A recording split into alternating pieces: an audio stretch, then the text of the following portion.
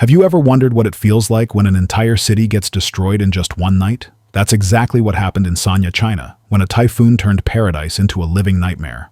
The night of the storm. It all started on the night of August 24, 2025. Sanya, that resort city sitting on the southern tip of Hainan Island, was supposed to be enjoying its usual calm. Instead, Typhoon Kajiki, locals call it Jianyu, came dangerously close. The storm didn't even make a direct landfall, but it was more than enough to bring life to a stop. Winds blasted up to 45 meters per second. And if you've never been through something like that, think of it as a giant, invisible beast shaking the ground, pounding on buildings, and ripping at anything standing in its way. People living up in tall apartment blocks could feel their towers swaying. Windows clattered so loud it felt like they'd burst any second, and balcony doors bent under pressure like they were about to snap off. Families scrambled to stick tape across their windows, hoping to keep the glass from shattering. Experts went on TV saying, "Relax, these buildings are designed for this." But honestly, when you're watching your home creak and twist while the storm howls, those words don't really make you feel safe. And outside, the whole city looked like a scene straight out of a disaster film. Social feeds were overflowing with clips of palm trees bending until they cracked, chunks of metal and random debris flying down the roads, and boats in the harbor being tossed around like little bath toys. Waves smashed the pier so hard that water spilled right over the concrete like it owned the place. People were glued to their phones not just for updates, but to share proof of what they were living through. And the scariest part? This was just the beginning. If the winds could do this much damage, imagine what the streets looked like once morning hit.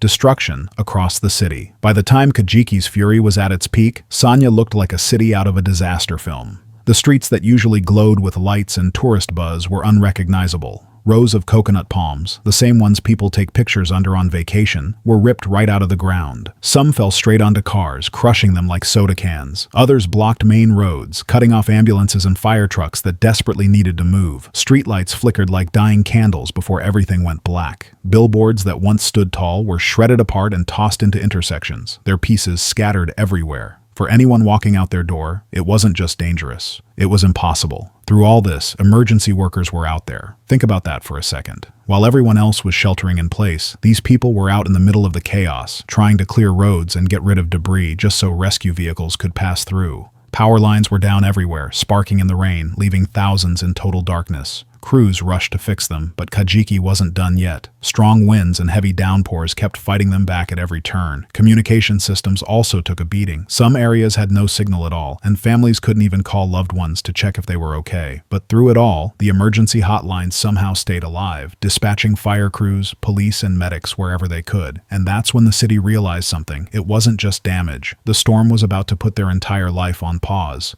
People started to panic as water began flooding into lower neighborhoods. Entire blocks were swallowed within minutes, and those who didn't evacuate in time were trapped inside their homes. Videos later surfaced showing cars floating down the streets like boats, bumping into walls and storefronts. It didn't feel real. It looked like something out of a nightmare. Rescue teams used inflatable boats to reach people stuck on rooftops, shouting over the roaring wind. Some residents were seen waving flashlights or even phone screens, hoping someone would spot them in the darkness. The air was thick with fear and the smell of salt water. Stores, hotels, and restaurants that were once packed with tourists stood empty, their glass doors shattered and furniture tossed around like toys. The city's famous beach, the one that attracts millions every year, was completely gone, buried under debris and sea foam. Locals said they had never seen Sanya like this in their entire lives. It wasn't just a storm anymore, it was survival. Every sound of thunder, every gust of wind made people wonder if the next hit would be their last. Life on hold. Before the storm even hit, the government had already raised the alarm. A level 1 emergency response was in place, which basically meant, drop everything, brace yourselves. More than 20,000 people were evacuated from coastal areas and fishing villages. Schools and gymnasiums became shelters overnight. Families lay down on mats, kids tried to sleep through the noise, and volunteers walked around with bottled water, instant noodles, and first aid kits. Doctors stayed inside the shelters, ready for anything from asthma attacks to serious injuries. Travel across Sanya? Forget it.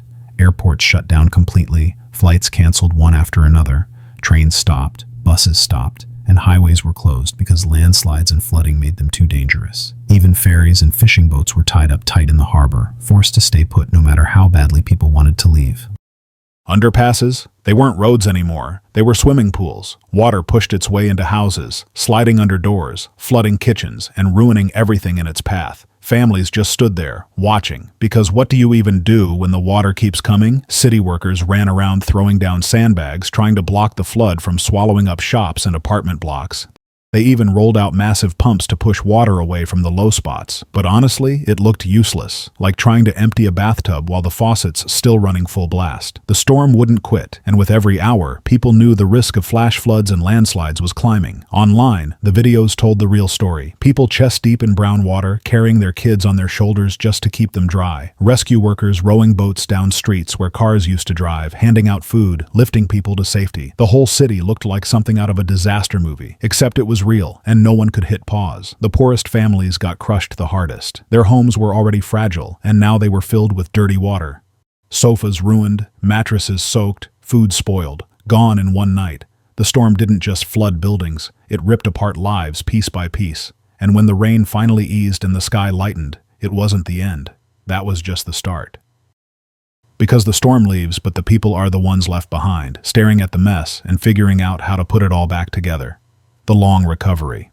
By early morning, Kajiki had started drifting west toward Vietnam, leaving behind a city in ruins. The skies were still gray, showers kept coming, but the worst of the winds had passed. That's when people finally stepped outside and saw what they were left with. Trees were everywhere, blocking roads and lying across crushed cars. Workers with chainsaws cut them apart piece by piece, clearing paths one street at a time. Power crews worked without rest, climbing poles and repairing snapped lines to bring light back into neighborhoods that had gone dark for almost an entire night. Families started cleaning out their homes, sweeping water out, piling broken furniture and soaked belongings on the curb. Volunteers handed out food and medicine. Neighbors helped each other clear debris. And even though the damage was everywhere, there was also this sense of resilience, like nobody wanted to let the storm win. But the government kept warning people. Don't relax yet. The danger wasn't over. Floodwaters could bring diseases. Hillsides could collapse with more rain. Weak structures could still give way. People were urged to boil water, stay cautious, and avoid areas that were still unstable. Even with all those warnings, one thing stood out. Sanya had survived. Yes, it was battered, bruised, and broken in places, but the people didn't fall apart. Kajiki may have passed, but it left behind a reminder that storms like this aren't rare anymore. They're warnings of what's to come, and every city along the coast is at risk. So what do you think? If a city like Sanya, built for tourism and modern living, can be shaken this badly, are we really ready for the storms of the future? Drop your thoughts in the comments below, and hit the like and subscribe button for more updates. Thanks for watching.